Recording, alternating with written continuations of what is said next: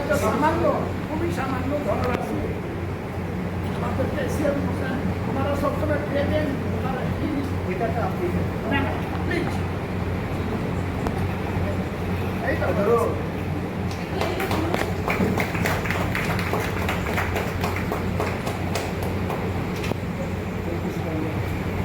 যে মানুষগুলো অন্যদের জন্য কাজ করে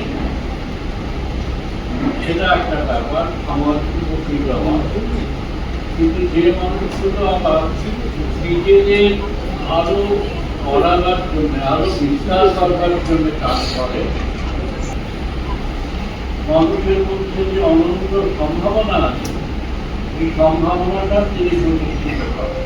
একজন মানুষ প্রতিষ্ঠিত একজন জটিল একটা সত্তা, এবং তার মধ্যে সেটি কত কিছু করতে পারে। কথা বলার সঙ্গে সঙ্গে, কাজ করার সঙ্গে সঙ্গে অজস্র দিকে